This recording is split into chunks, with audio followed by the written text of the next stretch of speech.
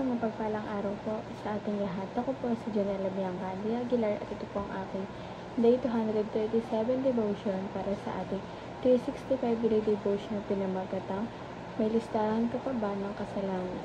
At ang topic natin ngayon ay redemption. Sabi po dito yung concept na redemption refers to the Christ saving work as an act of buying back sinners from bondage to sin, death, and the devil through the payment of a ransom, his own life. The imagery is drawn from the slave markets of the ancient world where captives were purchased and set free. While the ransom concept is biblical, caution against specifying to whom the ransom was paid. The focus is not on the recipient but on the Redeemer, Jesus Christ, who satisfied God's justice and liberated us by His blood. At ang Bible verse natin matagpuan sa Ephesians chapter 1 verse 7, In Him we have redemption through His blood, the forgiveness of sins in accordance with the riches of God's grace.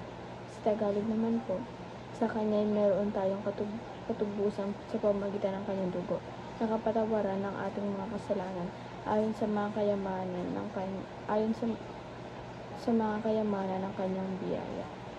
At ang application po natin, teachings po pala natin ngayon ay number 1, redemption summarize says the entire Bible. Ito po, yung redemption, ito po yung pagtutubos po sa ating Panginoon. Ito po pala yung nangyayari sa Biblia na nakasummarize siya. Well, simula, parang dun yung nakapaloob na parang ipinakita na sa atin kung ano talagang nasa laman ng Biblia. Pero nakasummarize lang siya. Ayun po yung time na yung nagaganap yung redemption. And number 2 naman po, redemption shows the beauty of the cross. Ito nga, pasabi kayo na, diba? Pag nakikita natin yung cross, diba, parang paghihirap siya kasi doon nakita natin kung paano pinako ang ating Panginoon, kung paano siya pinarasahan, kung paano dumanak yung dugo niya, kung paano niya dinanas yung kahirapan, yung sakit, lahat na. Pero kung tutuusin, ayun po yung kagandahan ng cross. Na talagang yun dun kasi dun na dictate talaga yung redemption, yung pagtubos sa atin ng Panginoon. Dun yun talaga yung tawag ito, dun natin masasabi na talagang pinalayaan tayo sa ating mga pagkakasala. Kaya para makita natin, dapat ngayon magbago ng perspective natin kung nakita tayo ng cross, kundi yung kagandahan ng cross.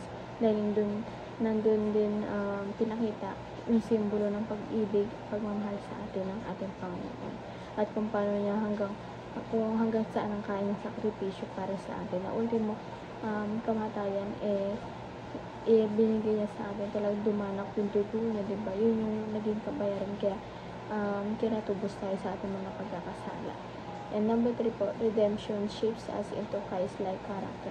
Ito po, nung pagtubos sa atin ng Panginoon, hinuhubog din tayo nito na upang sa pamumuhay ng ating Panginoon ay ma-adapt din natin sa ating pamumuhay, na parang yun yung magiging guide natin sa araw-araw natin pamumuhay, yung kung paano namuhay ang ating Panginoon.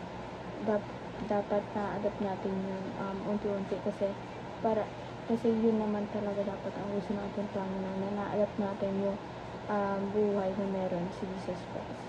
And application naman po, para tumakli sa ating buhay, number 1, experience God's redemption. Ito po. Siyempre, lahat naman tayo na-experience ito yung pagtutubos sa ating Panginoon, yung pagiging Diyos na sa atin. Kailangan natin ito i-apply sa ating buhay. Kailangan natin talagang i-fulfill sa ating buhay na ligtas na tayo sa pamamagitan ng redemption ng ating Panginoon, sa pamamagitan ng pagpako sa Kanya sa krus. And number 2 po, extend the same redeeming grace to others. Ito po, para maging tayo din yung grace sa ibang tao, upang makamit nila din yung, or ma-feel din nila yung redemption na napipil din natin na sa ating Panginoon. Kailangan maging extended tayo sa iba, dapat maipadama din natin ito. And number 3 po, erase your record book of sins. Ito po, i-erase po natin yung sa ating buhay, yung mga record natin na mga kasalanan, kailangan iiwaksin na natin yun. Kailangan din natin ipamuhay yun dahil tinubos na tayo ng ating Panginoon. Wala na yun yung mga kasalanan natin. Kailangan mamuhay na tayo kung paano tayo gusto mamuhay ng ating Panginoon. And yun naman po ang aking devotion ngayong araw. Sana po may tutunan kayo. At huwag mo na kalimutan na i-share sa ating mga mahal sa buhay. And God bless po sa ating lahat.